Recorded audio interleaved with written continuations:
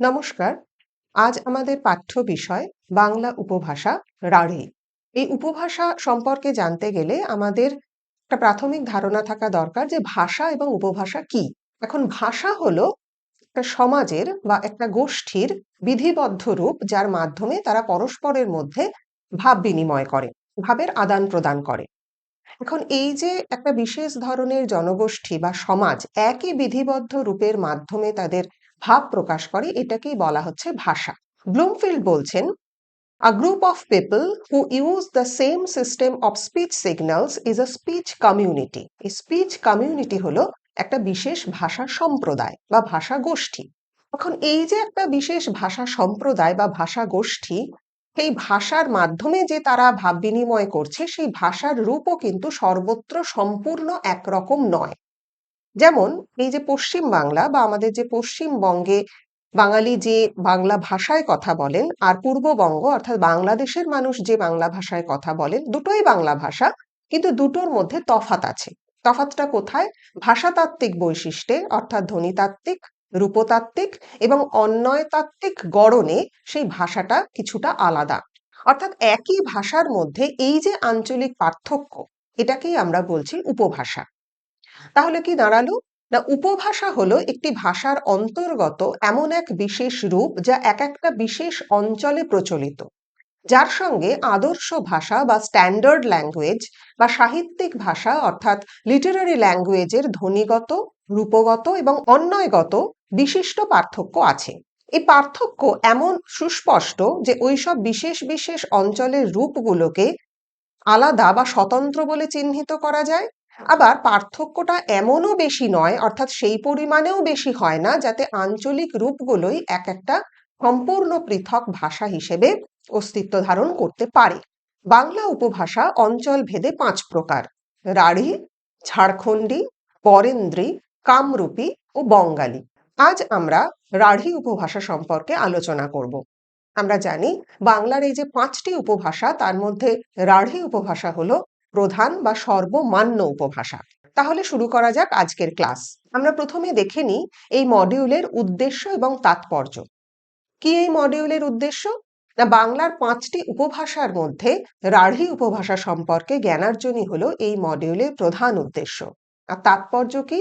না, রাঢ়ী উপভাষার ধ্বনি, রূপ এবং অন্বয় কেন্দ্রিক ভাষাতাত্ত্বিক বৈশিষ্ট্যগুলি সম্পর্কে অবহিতকরণ এই মডিউলের তাৎপর্য। এখন প্রশ্ন হলো, এই যে রাঢ়ী উপভাষার স্থানিক বিস্তৃতিটা কেমন, অর্থাৎ কোন কোন অঞ্চলে এই রাঢ়ী উপভাষা প্রচলিত। এক কথায় বলতে গেলে মধ্য পশ্চিমবঙ্গ অর্থাৎ পশ্চিমবঙ্গের মধ্যভাগেই এই রাঢ়ী উপভাষায় মানুষ কথা বলে থাকেন। এই রাঢ়ী উপভাষার দুটি ভাগ, একটা হলো পূর্ব রাঢ়ী এবং আরেকটি হলো পশ্চিম রাঢ়ী। পূর্ব রাঢ়ীর অন্তর্গত জেলাসমূহ হলো পশ্চিমবঙ্গের কলকাতা, হাওড়া, হুগলি, নদিয়া, 24 পরগনা, মেদিনীপুর এবং মুর্শিদাবাদ। আর রাঢ়ীর যে পশ্চিম অংশ, সেই অঞ্চলের অন্তর্ভুক্ত জেলাগুলি হলো বীরভূম, বর্ধমান এবং বাঁকুড়া। এখানে তোমরা দেখতেই পাচ্ছ একটি পশ্চিমবঙ্গের মানচিত্র। ফলে এই মানচিত্রে কোন কোন জেলায় এই রাঢ়ী উপভাষা প্রচলিত, সেই সম্পর্কে একটি ধারণা প্রদান করা হলো। এরপর আমরা সরাসরি চলে আসছি রাঢ়ী উপভাষার ভাষাতাত্ত্বিক বৈশিষ্ট্যে। প্রথম যে ভাষাতাত্ত্বিক বৈশিষ্ট্যের কথা আমরা বলবো সেটা হলো ধ্বনিতাত্ত্বিক বৈশিষ্ট্য। এখন ধ্বনিতাত্ত্বিক বৈশিষ্ট্য সম্পর্কে বলতে গেলে আমাদের 3টে বিষয় মাথায় রাখতে হবে। প্রথম হলো ধ্বনি কাকে বলে, দ্বিতীয় হলো ধ্বনিতত্ত্ব কি, এবং তৃতীয় হলো ধ্বনিতাত্ত্বিক বৈশিষ্ট্য বলতে আমরা কি বুঝি। এখন যে কোনো আওয়াজই হলো ধ্বনি বা সাউন্ড। এটা হতে পারে পাখির ডাক, গরুর হাম্বা রব, কুকুরের আওয়াজ। কিন্তু বাংলা ব্যাকরণে ধ্বনিতত্ত্ব বলতে আমরা যে ধ্বনিকে বোঝাই সেটা হলো মানুষের বাকযন্ত্র নিঃসৃত ধ্বনি। এটা কোনো মানবেতর প্রাণীর ধ্বনি নয়। এই যে মানুষের বাকযন্ত্র নিঃসৃত ধ্বনি একেই বলা হয় ফোন, PHONE, ফোন বা বাগ ধ্বনি, বা একে বলা হয় শন, দন্ত শয়ে বয়ে দন্ত ন। এখন এই যে শন শব্দভেদে একই ধ্বনির কিন্তু উচ্চারণ আলাদা হয়ে যায়। যেমন ধরা যাক আমরা যখন বলি সব, দন্ত স ব, সব এর মানে হলো সমস্ত বা অল, এর সঙ্গে তালব্য স ব সব বা মৃতদেহ, এই উচ্চারণে কিন্তু কোনো পার্থক্য আমরা বুঝতে পারি না, দুটোই সব। তাহলে আমরা কিভাবে বুঝি? না, যখন বাক্যের মধ্যে ওই শব্দটার প্রয়োগ ঘটে তখন আমরা বুঝতে পারি এখানে সেটা দন্ত স ব সব বা সমস্ত বোঝাচ্ছে, নাকি তালব্য স ব সব মৃতদেহ বোঝাচ্ছে। তাহলে দন্তস্ব এখানে আসলে উচ্চারিত হচ্ছে তালব্যস্ব হিসাবে সব। এবার আমরা যদি বলি বাস, বয়াকার দন্তস্ব, সেখানেও দন্তস্ব, কিন্তু সেই দন্তস্ব উচ্চারণ হচ্ছে কিভাবে? না স, অর্থাৎ সব দন্তস্ব ব সব, এখানে স উচ্চারণ হচ্ছে তালব্যস্ব হিসাবে। যদি রোমান হরফে ভাবি তাহলে হচ্ছে SH। আর যখন বলছি বাস তখন সেই দন্তস্ব উচ্চারণ হচ্ছে স, অর্থাৎ এস এই হিসাবে। অর্থাৎ এই যে মূল ধ্বনি এটা কিন্তু একটাই স। এবার তার উচ্চারণ বৈচিত্র্য সেটা কি? একটা হচ্ছে স, একটা হচ্ছে স। এই যে মূল ধ্বনি স, এটাকেই বলা হচ্ছে ধ্বনিতত্ত্বে স্বনিম। অর্থাৎ ধ্বনিতত্ত্ব হলো ধ্বনি সম্পর্কিত আলোচনা। তাহলে ধ্বনিতাত্ত্বিক বৈশিষ্ট্যে আমরা এখানে কি দেখব? না, আমরা এখানে দেখব যে রাঢ়ী উপভাষায় ধ্বনি সম্পর্কিত যে সমস্ত বৈশিষ্ট্যাবলী সেগুলো ঠিক কি রকম। তাহলে আমরা দেখে নিই যে ধ্বনিতাত্ত্বিক বৈশিষ্ট্যগুলো একের পর এক কি আছে। প্রথম যে ধ্বনিতাত্ত্বিক বৈশিষ্ট্যটির কথা বলবো সেটি হলো রাঢ়ী উপভাষায় অ ধ্বনি কখনো কখনো ও ধ্বনি রূপে উচ্চারিত হয়। যেমন অতুল, সেটা উচ্চারিত হয় ও তুল। অর্থাৎ আমরা যদি বর্ণ বিশ্লেষণ করি তাহলে অতুলে বর্ণ বিশ্লেষণ কি দাঁড়াবে? অ যুক্ত ত যুক্ত হ্রস্ব উ যুক্ত ল, অতুল। কিন্তু সেটা আমাদের উচ্চারণ প্রবণতায় হয়ে দাঁড়িয়েছে ও তুল, ও যুক্ত ত যুক্ত হ্রস্ব উ যুক্ত ল। একইভাবে সতী, দন্তস্ব তয়ে দীর্ঘই সতী, আমরা কিন্তু উচ্চারণ করি না সতী, আমরা বলি সতী, অর্থাৎ দন্তস্বয় ওকার চলে আসছে। কথ্য অর্থাৎ মুখের ভাষা বা কথা বলার ভাষা, কথ্য সেটা হয়ে যাচ্ছে কথ্য, কয়ে ওকার। যক্ষ আমরা বলি যক্ষ, অন্তস্থ জয় ওকার হয়ে যায় আর কয় মধ্যাহ্নস্বয় ক্ষীয় ওকার হয়ে যায় আমাদের মুখের কথা বলার সময়, কিন্তু লেখার সময় আমরা লিখি অন্তস্থ জ কয় মধ্যাহ্নস্বয় ক্ষীয়, যক্ষ। মন, আমরা কেউ মন বলি না, রাঢ়ী উপভাষায় আমরা বলি মন, অর্থাৎ ময়ে ওকার। অর্থাৎ রাঢ়ী উপভাষার প্রথম যে ধ্বনিতাত্ত্বিক বৈশিষ্ট্যের দিকে আমরা আলোকপাত করছি সেটা হলো অ ধ্বনি কখনো কখনো ও ধ্বনি রূপে উচ্চারিত হয়। কিন্তু সব নিয়মেরই যেমন ব্যতিক্রম থাকে, এখানেও ব্যতিক্রম কি? যেমন জল, বর্গীয় জ অ ল যদি বর্ণ বিশ্লেষণ করি, আর বানানে হচ্ছে বর্গীয় জ ল, এটা কিন্তু কখনো আমরা জল এই হিসাবে উচ্চারণ করি না, ফলে এটা হচ্ছে ব্যতিক্রম। দ্বিতীয় কি বৈশিষ্ট্য? না এ ধ্বনি কখনো কখনো এই ধ্বনি হিসেবে উচ্চারিত হয়। যেমন আমরা লিখি এ ক, তাহলে উচ্চারণ হওয়ার কথা ছিল এক, কিন্তু আমরা কেউ এক বলি না, রাঢ়ী উপভাষায় এটা হয় এক, হয় জফলা আকার ক, অর্থাৎ এ ধ্বনি ছিল এ ধ্বনি, হলো এ ধ্বনি। যেমন একলা, এ ক লয়াকার, যদি আমরা তার বানান দেখি, কিন্তু সেটা উচ্চারিত হয় একলা, অয়জফলা আকার ক লয়াকার। যেমন কেন, কয়েকার দন্তন্য লিখি, কিন্তু আমরা বলি কেন, কয়জফলা আকার দন্তন্য। ঠিক একইভাবে যেন, অন্তস্থ জয় একার দন্তন্য, কিন্তু আমরা উচ্চারণ করি অন্তস্থ জয়ে জফলা আকার দন্তন্য। ফলে এখানে এ ধ্বনি কখনো কখনো রাঢ়ী উপভাষায় এ ধ্বনিতে রূপান্তরিত। আবার এরও ব্যতিক্রম আছে, কিছু কিছু শব্দে এই যে এ ধ্বনি সেটা কিন্তু এ ধ্বনিতে রূপান্তরিত হয় না, সেটা অবিকৃত এ ধ্বনিতেই স্থিত থাকে। যেমন তেল, আমরা কেউ বলি না তেল। যেমন দেশ, আমরা দেশই বলি রাঢ়ী উপভাষায়, কেউ বলি না দেশ। তৃতীয় যে বৈশিষ্ট্য সেটা হলো ই ধ্বনি, হ্রস্ব ই এবং হ্রস্ব উ, এই দুটো ধ্বনি যথাক্রমে এ এবং ও এই হিসেবে অনেক ক্ষেত্রে উচ্চারিত হয়। যেমন শিকল, তালবস্যয় হ্রস্ব ই, সেটা আমরা বলি সে কল, তালবস্যয় একার, অর্থাৎ হ্রস্ব ই ধ্বনি হয়ে গেল একার। যেমন চিতল হয়ে যায় চেতল।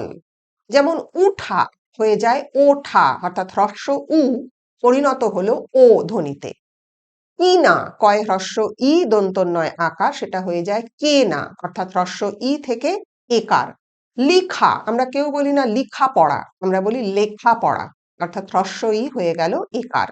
অর্থাৎ এখানে যে বৈশিষ্ট্যটা আমরা দেখলাম সেটা হলো ই ধ্বনি, হ্রস্ব ই ধ্বনি এবং হ্রস্ব উ ধ্বনি কখনো কখনো এ ধ্বনি বা ও ধ্বনি হিসেবে উচ্চারিত হয়। এরপরের যে বৈশিষ্ট্য সেটা হলো প্রত্যন্ত পশ্চিমা রাঢ়ী উপভাষায় কখনো কখনো ও উচ্চারিত হয় হ্রস্ব উ রূপে। আমরা দেখলাম এর আগে যে রাঢ়ী উপভাষার দুটো অংশ, একটা হচ্ছে পূর্ব দিকের, একটা হচ্ছে পশ্চিম দিকের। পশ্চিম রাঢ়ী কোন কোন অঞ্চলে প্রচলিত আমরা ইতিমধ্যেই দেখে নিয়েছি। ফলে এবার আমরা দেখছি যে এই যে প্রত্যন্ত পশ্চিম রাঢ়ী উপভাষায় কখনো কখনো ও ধ্বনি উ ধ্বনিতে পরিণত হচ্ছে। যেমন পুরনো, আমরা সেটা বলি পুরুনো, অর্থাৎ র অ ছিল বর্ণ বিশ্লেষণে, সেটা হয়ে গেল র যুক্ত হ্রস্ব উ, পুরুনো।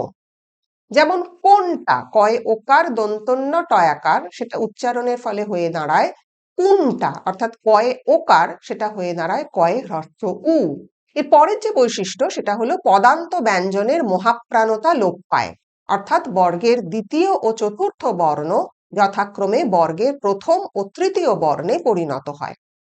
এখন এই বর্গ ব্যাপারটা কি না, আমরা জানি আমাদের যে ব্যঞ্জন বর্ণ আছে ক থেকে ম পর্যন্ত, এই 25টি ব্যঞ্জন বর্ণকে আমাদের জিহ্বার উচ্চারণ স্থান অনুসারে মোট 5টি বর্গে ভাগ করা হয় এবং এই প্রত্যেকটি বর্গে 5টি করে ব্যঞ্জন বর্ণ থাকে। ক বর্গ, চ বর্গ, ট বর্গ, ট বর্গ এবং প বর্গ। এবার এই যে 5টি বর্গ, যেটাকে একত্রে বলা হয় ক, চ, ট, ত, প বর্গ, এই বর্গে 5টা করে ব্যঞ্জন বর্ণ আছে। এই প্রত্যেকটা বর্গের এই যে প্রথম এবং দ্বিতীয় যে ধ্বনিগুলো, সেটাই আমাদের এখানে এই যে বর্গের আমাদের প্রথম 4টে ধ্বনি গুরুত্বপূর্ণ, অর্থাৎ প্রথম, দ্বিতীয়, তৃতীয় এবং চতুর্থ। এখানে বলা হচ্ছে দ্বিতীয় এবং চতুর্থ বর্ণ পরিণত হচ্ছে প্রথম এবং তৃতীয় বর্ণে এবং পদান্ত ব্যঞ্জনের মহাপ্রাণতা লোপ পাচ্ছে। পদান্ত শব্দ শুনেই বোঝা যাচ্ছে পদের অন্তে বা পদের শেষে। পদের শেষে যে মহাপ্রাণ ব্যঞ্জন আছে সেটা আমাদের উচ্চারণের কারণে অল্প প্রাণ বর্ণে পরিণত হচ্ছে, অর্থাৎ প্রত্যেক বর্গের দ্বিতীয় এবং চতুর্থ বর্ণকে বলা হয় মহাপ্রাণ বর্ণ, আর প্রথম এবং তৃতীয় বর্ণকে বলা হয় অল্প প্রাণ বর্ণ। আমাদের উচ্চারণের সুবিধার জন্য আমরা কি করি না, এই মহাপ্রাণ বর্ণ উচ্চারণ করার পরিবর্তে আমরা অল্প প্রাণ বর্ণ উচ্চারণ করি। যেমন এখানে উদাহরণ দেখতে পাচ্ছ গাছ, কিন্তু আমরা অনেক সময় ছ, এই চ বর্গের দ্বিতীয় বর্ণ উচ্চারণ করি না, আমরা চ বর্গের প্রথম বর্ণ চ সেটাই বলি গাছ। যেমন মাথা আমরা বলি মাতা, গাধা আমরা বলি গাদা, ঝাঁঝ এই শেষের ঝ এটাকে আমরা বলি ঝাঁঝ বর্গীয় জ। যেমন মধু, এই ধয়ের উচ্চারণের বদলে আমরা করি অল্প প্রাণ বর্ণ মধু। যেমন দুধ, অনেক ক্ষেত্রে আমরা বলি দুধ। ফলে এখানে আমরা দেখলাম যে মহাপ্রাণ বর্ণ সেটা অল্প প্রাণ বর্ণে পরিণত হচ্ছে এবং এই যে ধ্বনি পরিবর্তন এটাকে বলা হয় অল্প প্রাণী ভবন। এর পরের বৈশিষ্ট্য হচ্ছে যে কখনো অঘোষ ধ্বনি ঘোষ ধ্বনিতে পরিণত হচ্ছে, অর্থাৎ ঘোষী ভবন ঘটছে। সেটা কি, আমরা আগে দেখলাম বর্গের দ্বিতীয় এবং চতুর্থ তারা পরিণত হচ্ছে বর্গের প্রথম এবং তৃতীয়, আর এখানে হচ্ছে বর্গের প্রথম এবং দ্বিতীয় বর্ণ সেটা পরিণত হচ্ছে বর্গের তৃতীয় এবং চতুর্থ বর্ণে। তাহলে আমরা দেখে নিই যে ঘোষ ধ্বনি অঘোষ ধ্বনি ব্যাপারটা কি, কাকে বলে না, অঘোষ ধ্বনি হলো যে প্রতি বর্গের প্রথম এবং দ্বিতীয় ধ্বনির উচ্চারণের সময় কণ্ঠস্থ স্বরতন্ত্রের কম্পন হয় না বলে কণ্ঠস্বর মৃদু থাকে। এই জন্য এই ধ্বনিগুলোকে বলা হয় অঘোষ ধ্বনি বা আনভয়েসড সাউন্ডস। যেমন ক খ, চ ছ, ট ঠ, ত থ, প ফ।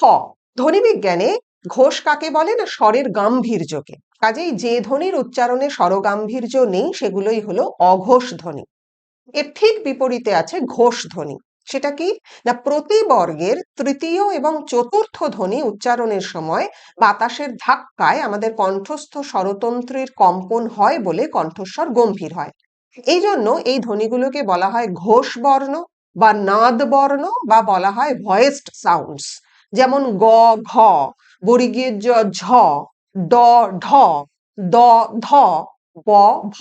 তাহলে এই যে বললাম ঘোষী ভবন, সেটা কি না, কোনো কোনো অঘোষ ধ্বনি যখন আমাদের শিথিল উচ্চারণে অর্থাৎ জিভের আরামের কারণে ঘোষ বর্ণে পরিণত হয় তখনই ঘটে ঘোষী ভবন। যেমন আমি যদি বলি দুধ মাখা ভাত কাগে খেয়েছে, কাক বলে কোনো প্রাণী নেই, প্রাণীর নাম হচ্ছে কাক, কিন্তু আমাদের শেষের ক উচ্চারণ করতে অসুবিধা হয় বলে আমরা সেটাকে উচ্চারণ করি গ, কাগ। যেমন ছাদ আমরা বলি ছাদ, বক আমরা বলি বগ। যেমন কাকের ঠ্যাং বকের ঠ্যাং আমরা বলি কাগের ঠ্যাং বগের ঠ্যাং। যেমন চাটনি সেটা আমরা উচ্চারণ করি চাটনি। ফলে এই গেল ঘোষী ভবন, যেটা রাঢ়ী উপভাষার একটা অন্যতম ধ্বনিতাত্ত্বিক বৈশিষ্ট্য। এরপরে হচ্ছে নাসিক্যী ভবন। নাসিক্যী ভবন বুঝতে গেলে আগে আমাদের জানতে হবে নাসিক্য ব্যঞ্জন কি। নাসিক্য ব্যঞ্জন হলো প্রত্যেক বর্গের পঞ্চম বর্ণ, উঙ ইঙ মূর্ধন্য দন্তন্য ম, এবং এর সঙ্গে আমরা ধরে নিই অনুস্বর। এখন নাসিক্যী ভবন সেটা কি না, তৎসম শব্দ যখন বাংলা শব্দে রূপান্তরিত হয় সেই সময় তৎসম শব্দের যে নাসিক্য ব্যঞ্জন অর্থাৎ উঙ ইঙ মূর্ধন্য দন্তন্য ম এবং অনুস্বর ইত্যাদি লুপ্ত হওয়ার সঙ্গে সঙ্গে তার ঠিক আগের অর্থাৎ পূর্ববর্তী স্বরধ্বনিটি আনুনাসিক হয়ে যায় এবং তাকেই বলা হয় নাসিক্যী ভবন বা ন্যাজালাইজেশন। যেমন অঙ্ক থেকে আঁক, পঞ্চ থেকে পাঁচ, দণ্ড থেকে দাঁড়, চন্দ্র থেকে চাঁদ, বক্র থেকে বাঁকা, এগুলো হচ্ছে নাসিক্যী ভবনের উদাহরণ। যেমন এখানে আমি দেখিয়েছি বন্ধ থেকে বাঁধ, চন্দ্র থেকে চাঁদ, কেমন ন্যাজাল হয়ে যাচ্ছে। এর পাশাপাশি কখনো কখনো শতনাসিক্যী ভবনও লক্ষ্য করা যায়। শতনাসিক্যী ভবন কাকে বলে না, যেখানে নাসিক্য ব্যঞ্জনের কোনো সংস্রব নেই কিন্তু তা সত্ত্বেও কোনো স্বরধ্বনি স্বভাবতই বা স্বতই অনুনাসিক হয়, তখন তাকে বলা হয় শতনাসিক্যী ভবন। যেমন কাচ আমরা বলি কাঁচ, পুঁথি আমরা বলি পুঁথি, ছুঁচ আমরা বলি ছুঁচ, পেচক আমরা বলি পেঁচা, শস্য আমাদের উচ্চারণে হয়ে দাঁড়িয়েছে শাঁস, আর উচ্চ হয়েছে উঁচু। যেমন এখানে আমি দেখিয়েছি হাসি, এখানে কোনো নাসিক্য ব্যঞ্জন নেই কিন্তু আমরা হাসি বলি না, আমরা বলি হাসি। যেমন হাসপাতাল আমাদের উচ্চারণে হয়ে দাঁড়িয়েছে হাসপাতাল। ফলে নাসিক্যী ভবন এবং শতনাসিক্যী ভবন এই দুটোই হচ্ছে রাঢ়ী উপভাষার একটা অন্যতম ধ্বনিতাত্ত্বিক বৈশিষ্ট্য। এর পরের যে বৈশিষ্ট্য সেটা হলো ল এবং ন ধ্বনির বিপর্যয়, দন্ত ন, অর্থাৎ ল ধ্বনি কখনো কখনো দন্তন্য ধ্বনিতে পরিণত হচ্ছে। যেমন লাল উচ্চারিত হয় নাল, গুলো উচ্চারিত হয় গুনো, লুচি একে আমরা অনেক সময় বলি নুচি, কেমন। এর পরের যে ধ্বনিতাত্ত্বিক বৈশিষ্ট্য সেটা হলো অভিশ্রুতি। এই অভিশ্রুতি বুঝতে গেলে আগে আমাদের জানতে হবে অপিনিহিতি কি। কাকে বলে অপিনিহিতি না, শব্দের মধ্যে বা শেষে ব্যঞ্জনযুক্ত কোনো হ্রস্ব ইকার বা হ্রস্ব উকার থাকলে ব্যঞ্জনটির ঠিক আগে অর্থাৎ অব্যবহৃত পূর্বে উচ্চারণ করে ফেলার যে রীতি কেই বলা হয় অপিনিহিতি।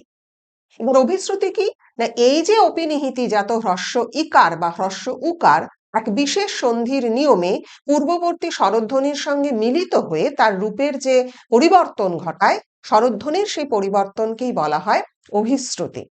যেমন এখানে আমরা কি উদাহরণ দেখছি, হ্রস্ব ইকার জনিত, যেমন আশি আ সেটা হয়ে গেল আইসা, সেখান থেকে এসা, সেখান থেকে এসে, সেখান থেকে এসে, অর্থাৎ আসিয়া অপিনিহিতি জনিত নানা পরিবর্তনের ফলে অভিশ্রুতিতে এসে দাঁড়ালো এসে। যেমন হ্রস্ব উকার জনিত জলুয়া, জৌলয়া, জলো। জফলা জনিত কন্যা, কন্যা, সেখান থেকে কোণে। ঋকার জনিত মাতৃকা, মাইয়া, মেয়া, সেখান থেকে মেয়ে। তাহলে এই অভিশ্রুতি হলো রাঢ়ী উপভাষার একটি অন্যতম ধ্বনিতাত্ত্বিক বৈশিষ্ট্য। পরের বৈশিষ্ট্যে সেটা কি না, শব্দের প্রথম অক্ষরে শাসাঘাতের ফলে শব্দের দ্বিমাত্রিকতা সৃষ্টি বা শব্দ মধ্যগত স্বরবর্ণের লোপ। যেমন কোষ্ঠী, ক মূর্ধন্যস্ব টয় হস্যই, সেটা আমরা উচ্চারণ করছি মূর্ধন্যস্ব আর টটা একসঙ্গে, দ্বিমাত্রিকতা, একই মাত্রায় দুটো বর্ণ, কোষ্ঠী। যেমন গা মোছা আমরা কি বলি গামছা, গামোছা এটার যদি বর্ণ বিশ্লেষণ করি তাহলে কি দাঁড়াবে, গ যুক্ত আ যুক্ত ম যুক্ত ও যুক্ত ছ যুক্ত আ, অর্থাৎ ম এর সঙ্গে ও যুক্ত আছে। এবার এটাই যখন আমরা উচ্চারণ করছি গামছা, অর্থাৎ গায়ের ওপরে জোর পড়ছে, শ্বাসাঘাত মানে হচ্ছে জোরে শ্বাস পড়ছে, যেটাকে আমরা বলি স্ট্রেস। এই যে গামছা, সেখানে কিন্তু ম এর পর আর আমরা ও উচ্চারণ করছি না, অর্থাৎ এখানে কোনো স্বরধ্বনি নেই। তাই সংজ্ঞাতে বলা হয়েছে শব্দ মধ্যগত স্বরবর্ণের লো। আবার রান্ধনা সেটা হয়ে দাঁড়াচ্ছে রান্না, অর্থাৎ একই মাত্রায় দুটো অক্ষর। ব্যঞ্জন দ্বিত্বের উদাহরণ কি না, সবাই আমরা বলি সব্বাই, বড় আমরা বলি বড্ড। এই শাসাঘাতেরই আমরা আরেকটা কি দেখছি না, পশ্চিমা রাঢ়ী উপভাষায় শব্দের আদিতে বা গোড়ায় সুস্পষ্ট ঝোঁক বা স্ট্রেস এর ফলে কখনো কখনো হ ধ্বনির আগম ঘটছে। যেমন শব্দটা আমার, কিন্তু এতে শব্দের গোড়ায় স্ট্রেস দেওয়ার জন্য বা ঝোঁক দেওয়ার জন্য সেটা হয়ে দাঁড়াচ্ছে হামার, অর্থাৎ আ ধ্বনি হয়ে যাচ্ছে হ ধ্বনিতে, হামার। তাহলে এতক্ষণ আমরা দেখলাম রাঢ়ী উপভাষার ধ্বনিতাত্ত্বিক বৈশিষ্ট্য। এর পরের যে ভাষাতাত্ত্বিক বৈশিষ্ট্যটা আমরা দেখব সেটা হলো রাঢ়ী উপভাষার রূপতাত্ত্বিক বৈশিষ্ট্য। এই রূপতাত্ত্বিক বৈশিষ্ট্য বুঝতে গেলে আমাদের প্রথমে জানতে হবে রূপ কাকে বলে, তারপর রূপতত্ত্ব কি, এবং তৃতীয় রূপতাত্ত্বিক বৈশিষ্ট্য বলতে আমরা কি বুঝবো। রূপ কাকে বলে? রূপ হলো একাধিক স্বনিমের সমন্বয়ে গঠিত ক্ষুদ্রতম অর্থপূর্ণ একক। স্বনিম কি আমরা একটু আগেই ধ্বনিতাত্ত্বিক বৈশিষ্ট্যের ক্ষেত্রে দেখেছি, স্বনিম হলো মূল ধ্বনি। ধ্বনিতত্ত্বের ক্ষেত্রে মূল ধ্বনিকে বলা হয় স্বনিম। ঠিক একইভাবে রূপতত্ত্বের ক্ষেত্রে মূল রূপকে বলা হয় রূপিম। যেমন মায়ের একটা শব্দ, এখানে মূল রূপ হলো মা, এটা হচ্ছে সব থেকে ক্ষুদ্রতম একক, কিন্তু তার একটা মানে আছে বা অর্থ আছে।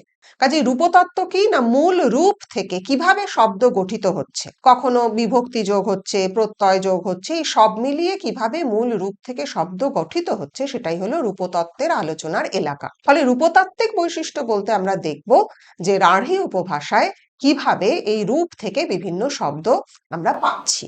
এক্ষেত্রে আমরা প্রথম যেটা দেখব সেটা হলো কর্তৃকারক ছাড়া অন্য কারকের বহু বচনে দের বিভক্তি যুক্ত হয়।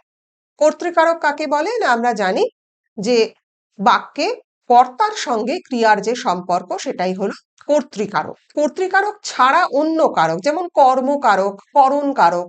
কর্ম হচ্ছে কাজ, আমরা জানি কর্ম দু প্রকার, একটা হচ্ছে মুখ্য কর্ম, একটা হচ্ছে গৌণ কর্ম। মুখ্য কর্ম কি, যেটা হলো অপ্রাণীবাচক বা জড়বস্তু, আর গৌণ কর্ম কাকে বলে না, যেটা হলো প্রাণীবাচক। সোজা কথায় ক্রিয়াকে কি বা কাকে দিয়ে প্রশ্ন করলে আমরা যে উত্তর পাই তার সঙ্গে ক্রিয়ার যে সম্পর্ক সেটাকে আমরা বলি কর্মকারক। ক্রিয়াকে কি দিয়ে প্রশ্ন করলে যে উত্তর পাওয়া যায় সেটা হলো মুখ্য কারক, আর ক্রিয়াকে কাকে দিয়ে প্রশ্ন করলে যে উত্তর পাওয়া যায় সেটা হলো গৌণ কারক। যেমন রাম অমলকে কলম দিল, এখানে ক্রিয়াপদ কোনটা, দিল, তাহলে কাকে দিল, অমলকে, এটা হলো গৌণ কর্ম। আর কি দিল না, কলম দিল, এটা নিষ্প্রাণ, কাজে এটা হলো মুখ্য কর্ম। তাহলে এখানে আমরা দেখছি কর্মকারকে আমাদের বই দাও, কাকে বই দাও, আমাদের, দের বিভক্তি যুক্ত হচ্ছে। বা করণ কারক, তোমাদের দ্বারা এ কাজ হবে না, তোমাদের। আর আমরা কি দেখছি না, গৌণ কর্মে কে বিভক্তি যুক্ত হচ্ছে, যেমন বাবাকে বসতে বলো, এখানে ক্রিয়াপদ হচ্ছে বসতে বলো, তাহলে কাকে বসতে বলো, বাবাকে, গৌণ কর্মে কে বিভক্তি। রামকে ডাকো, কাকে ডাকো, রামকে, অর্থাৎ কে বিভক্তি। এর পরের যে রূপতাত্ত্বিক বৈশিষ্ট্যটি দেখব সেটা হলো অধিকরণ কারকে এ বা তে বিভক্তি যোগ। অধিকরণ কারক কাকে বলে না, আমরা জানি যে স্থানে বা যে সময়ে কোনো ক্রিয়া অনুষ্ঠিত হয় ক্রিয়ার সেই আধারকে বলা হয় অধিকরণ কারক। এই অধিকরণ কারকের ভাগ আছে, যেমন স্থানাধিকরণ, নাম শুনেই বোঝা যাচ্ছে জায়গা, যেমন কলকাতায় খুব ভিড়, কলকাতায়, এটা হলো স্থানাধিকরণ। কালাধিকরণ অর্থাৎ কাল বা সময়, যেমন শীতকালে বেলা ছোট, শীতকালে, এটা হলো কালাধিকরণ। আর বিষয়াধিকরণ কি না, যেমন ধরা যাক কুঞ্জে কুঞ্জে গাহে পাখি, কুঞ্জে কুঞ্জে, এটা হলো বিষয়াধিকরণ। সোজা কথায় ক্রিয়াকে কোথায় বা কখন দিয়ে প্রশ্ন করলে যে উত্তর পাওয়া যায় সেটাই হলো অধিকরণ কারক। যেমন রাঢ়ী উপভাষায় বলা হয় আমি শালবনিতে থাকি, মূল শব্দ শালবনি, তার সঙ্গে যুক্ত হচ্ছে তে বিভক্তি, অর্থাৎ শালবনি এটা একটা রূপ, তার সঙ্গে তে বিভক্তি যুক্ত হয়ে শব্দটা দাঁড়ালো শালবনিতে। শ্যাম শ্যামনগরে যাবে, শ্যামনগর মূল শব্দ, তার সঙ্গে এ বিভক্তি যুক্ত হলো। এরপরে হচ্ছে বহু বচনে প্রত্যয় এবং অনুসর্গ যোগ। প্রত্যয় কাকে বলে, অনুসর্গ কাকে বলে, আমাদের তাহলে দেখতে হবে। প্রত্যয় কাকে বলে না, ধাতু প্রকৃতি বা শব্দ প্রকৃতির পরে যে বর্ণ বা বর্ণ সমষ্টি যোগ করে নতুন শব্দ তৈরি করা হয় সেটাকেই বলা হয় প্রত্যয়। এই প্রত্যয়ের দুটো ভাগ, একটা কৃৎ প্রত্যয় যেটা ধাতুর পরে বসে, আর একটা তদ্ধিত প্রত্যয় যেটা হলো শব্দের পরে বসে। যেমন গম, এটা একটা ধাতু, তার সঙ্গে ত, এটা হচ্ছে ধাতুর পরে প্রত্যয় অর্থাৎ কৃৎ প্রত্যয়, শব্দটা তৈরি হলো গত। আবার যেমন শব্দ গঙ্গা, তার সঙ্গে প্রত্যয় যুক্ত হচ্ছে স্নেহ অর্থাৎ তদ্ধিত প্রত্যয়, মূল শব্দ দাঁড়ালো গাঙ্গেয়। তাহলে এই হলো প্রত্যয়। আর অনুসর্গ কি? না, যে সমস্ত অব্যয় বিশেষ্য বা সর্বনাম পদের পরে পৃথকভাবে অবস্থান করে শব্দ বিভক্তির কাজ করে তাদেরকেই বলে অনুসর্গ, পরসর্গ বা কর্ম প্রবচনীয়। যেমন এ কথা কার কাছ থেকে শুনলে, এই থেকে এটা হলো অনুসর্গ। বা ভূতের মতন চেহারা যেমন নির্বোধ অতি ঘোর, এখানে মতন এটা হলো অনুসর্গ।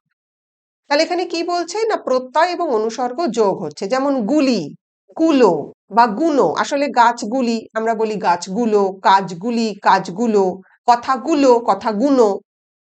আর পশ্চিমা রাঢ়িতে এটাই হয়ে যায় গুলাক বা গুলান, যেমন ছেলে গুলান। এর পরের যেটা সেটা হলো করণ কারকের অনুসর্গ, সেটা হয় সঙ্গে, কিন্তু রাঢ়ী উপভাষায় পূর্বী প্রভাবের ফলে সেই সঙ্গেটা অনেক ক্ষেত্রেই আমরা বলি হাতে। অপাদান কারকের অনুসর্গ কি? তা থেকে, যেমন বাজার থেকে সবজি কিনে আনো, কোথা থেকে? বাজার থেকে। তাহলে অপাদান কারকের অনুসর্গ হলো থেকে। এর পরের যে রূপতাত্ত্বিক বৈশিষ্ট্য সেটা হলো কাল এবং পুরুষ বিভক্তি। যেমন বর্তমান কালের উত্তম পুরুষে ক্রিয়া বিভক্তি হ্রস্ব ই যুক্ত হয়। যেমন আমি করি, আমরা করি। এখানে মূল ধাতু হচ্ছে কর, তার সঙ্গে যুক্ত হচ্ছে হ্রস্ব ই, দিয়ে ক্রিয়া তৈরি হচ্ছে করি।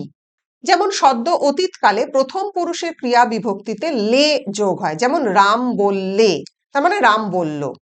সদ্য অতীতকাল মানে যে কাজটা সদ্য অতীত হয়েছে, সবে শেষ হয়েছে, সেই রকম অতীতকালে উত্তম পুরুষের ক্রিয়া বিভক্তি লুম যুক্ত হয়, যেমন আমি করলুম, আমি বললুম।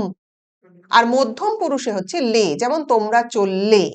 এই যে ক্রিয়া, এটা তখনই তৈরি হবে যখন সেই কালের সঙ্গে বিভক্তি যোগ হবে, অর্থাৎ বিভক্তির এই চাবিটা ছাড়া কিন্তু বর্তমান বা অতীতকালের ক্রিয়াপদ গঠন করা যায় না। তাহলে এখানে আমরা কি দেখছি না, মূল ক্রিয়ার অসমাপিকা রূপের সঙ্গে আচ ধাতু যোগ করে তার সঙ্গে ক্রিয়ার কাল এবং পুরুষবাচক বিভক্তি যোগ করা হয়, এবং তার ফলে আমরা যেটা পাই সেটা হলো পুরাঘটিত অতীত এবং পুরাঘটিত বর্তমানে ক্রিয়ারূপ। পুরাঘটিত বর্তমান যেটা আমরা ইংরেজিতে বলি প্রেজেন্ট পারফেক্ট, আর পুরাঘটিত অতীত যেটা আমরা বলি পাস্ট পারফেক্ট। যেমন পুরাঘটিত বর্তমানকাল আমরা কি বলি, রাম অঙ্ক করেছে, করে যুক্ত ছে, করেছে আচ ধাতু। যেমন যদু কাজ করেছিল, করে যুক্ত ছিল, করেছিল। আর কি বৈশিষ্ট্য দেখছি না, মূল ধাতুর সঙ্গে আচ যোগ করে তার সঙ্গে কাল এবং পুরুষের বিভক্তি যোগে ঘটমান বর্তমান এবং ঘটমান অতীতের রূপ গঠন।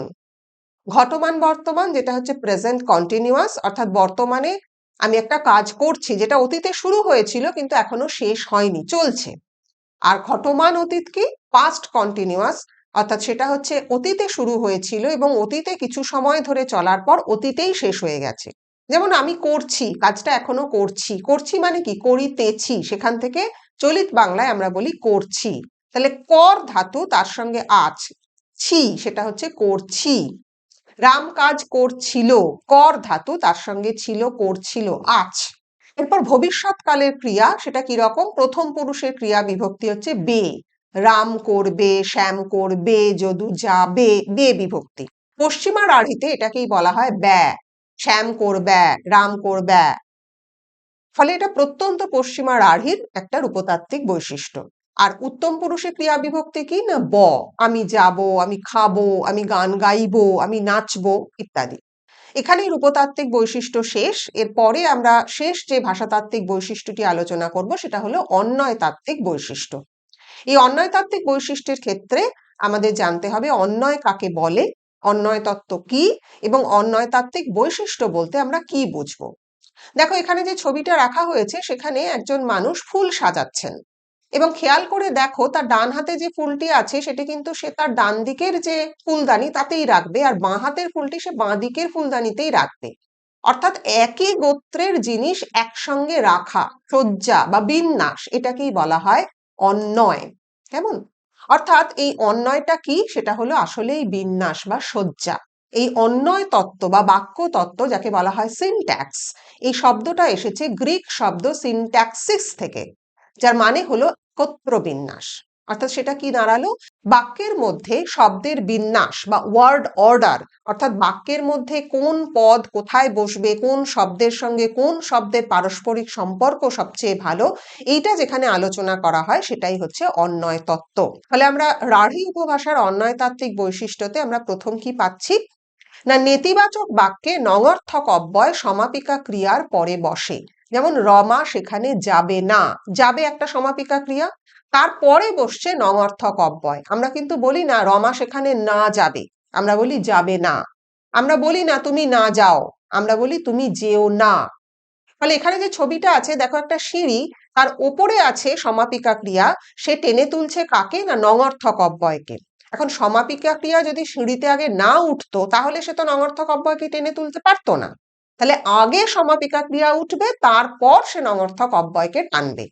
ফলে রাঢ়ী উপভাষায় নেতিবাচক বাক্যে আমরা কি দেখছি না, আগে সমাপিকা ক্রিয়া, তারপর হচ্ছে নঙর্থক অব্যয়।